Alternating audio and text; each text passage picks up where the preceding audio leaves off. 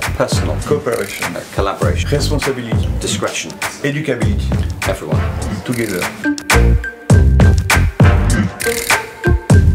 A creative school is one that, among other things, consciously and deliberately provides an environment in which young people can develop their own creative abilities, but also one that does that in a way that is innovative in terms of organising the curriculum, teaching methods and the schedule. So it's a school that promotes creativity but is also creative in the way it does it. I should say, by the way, one of the reasons I wrote the book is that a lot of people came to know my work because of the talks I gave at the TED conference. And the first one was called, I didn't call it this, the TED conference called it this, they called it Do Schools Kill Creativity? And my argument is that schools often do inhibit the development of creative abilities. But it was a very short talk. I wasn't wanting to say that this is inevitable or that it's deliberate, but having suggested that schools, in the way they're organised, don't promote creativity, I thought it was very important to draw attention to schools that do.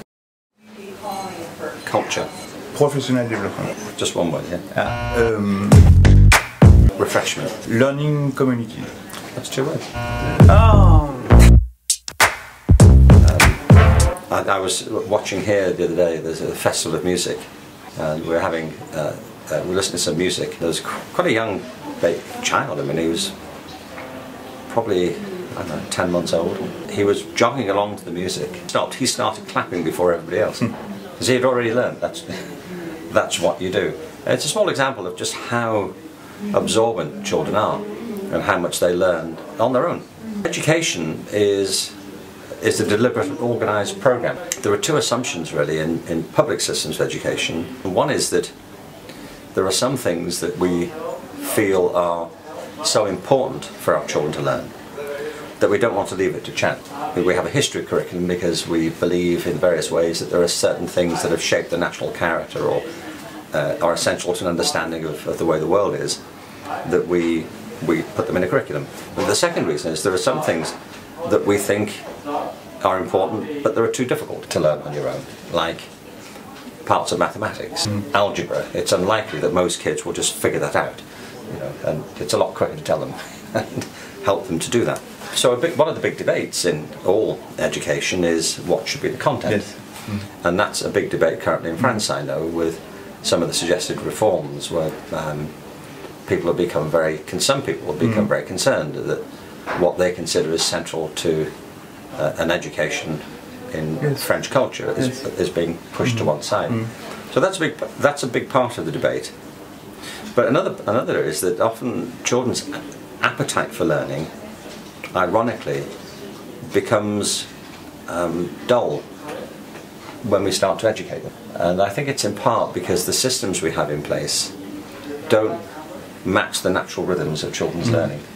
You know, we sit them down for too long, we break the day up into bits and pieces, we make them focus on certain things which they may not have much of an interest in just now. So a creative school is about that. It's about making sure the conditions in school are right for learning. Learning, Growth, network, community, experiences, knowledge, management, leadership. shared. So, for example, there's a school in America, in Georgia, called, I think it's called Stony Road. Anyway, the head teacher there, it's a middle school, she took over and she said the school was extremely difficult. There are lots of discipline problems, a lot of kids were not turning up to school, lots of fights, lots of problems. It's a low-income area with a minority community, which there meant a large African-American community. And she said she spent the first year really breaking up fights and jumping over the tables and trying to stop disciplinary problems, and then going to people's houses to try and get the kids to come back to school. In America there's a big pressure for testing, and people were saying, well, what are your results, what's the data? And she said, I haven't got time for data and results, I'm trying to stop people killing each other at the moment. I'll get round to the data and results later on. Anyway, she she realised something which is very important, which is that students are not just data points, they're people.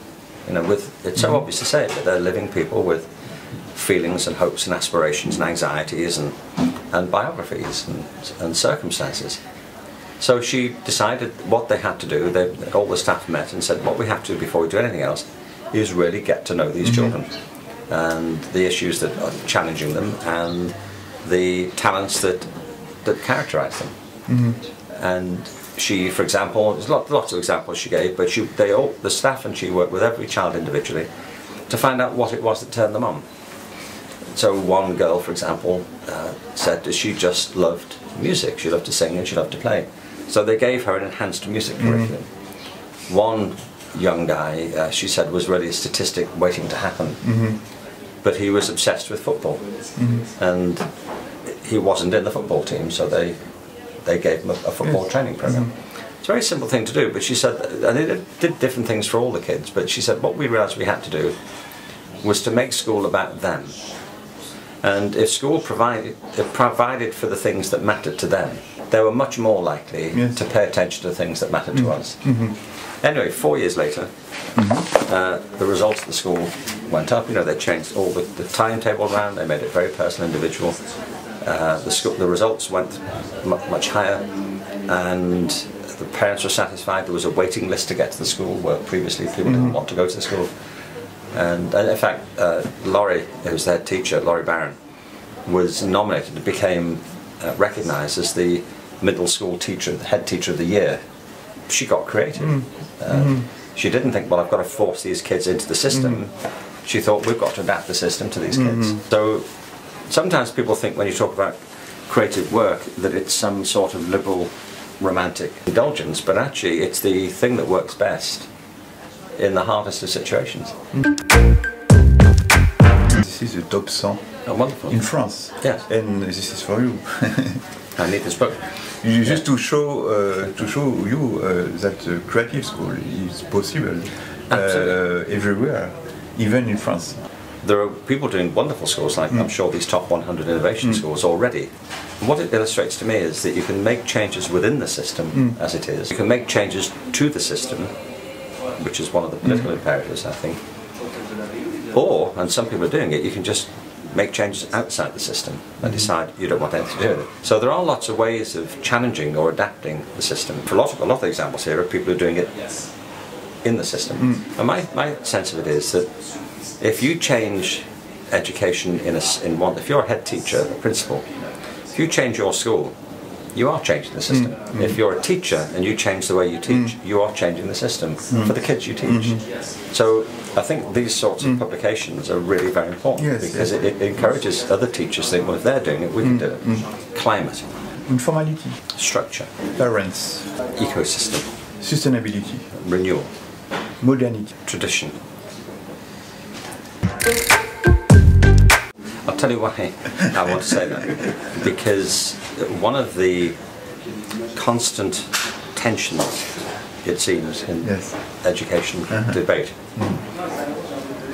is between what people think of as progressive education or traditional education. These are often pitched as polarities.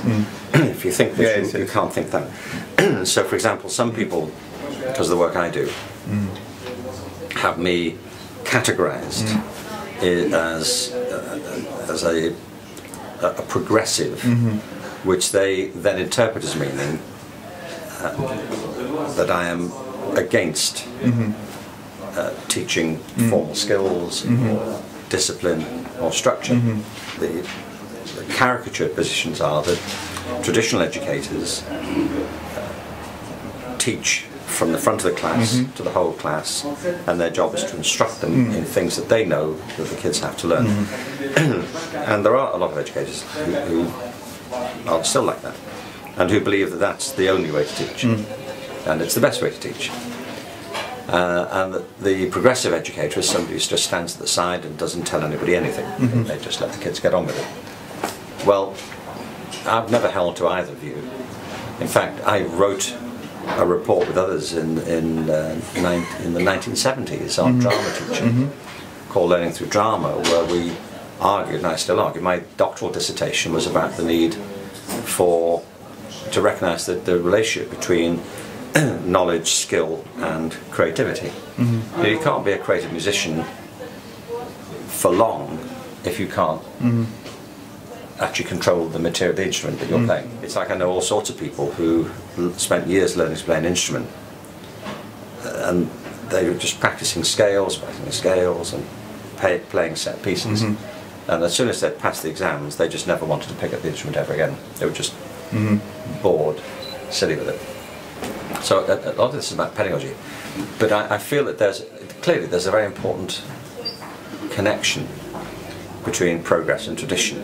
Part of it to me is to say that education has to address two worlds that children live in. There's the world around them, and part of the job of education is to help them understand that. But there's also the world within them, and education has to help them understand that too, who they are, and what their unique talents and interests and dispositions are. And getting that balance right is a question of the curriculum and of pedagogy and of balance and dynamism. So it's why I personally think it's not helpful to polarise or to accept the language of progressive and traditional education. It already limits the argument, and it disallows the flexibility that you need to say, well, there are elements of all this which make up a creative school.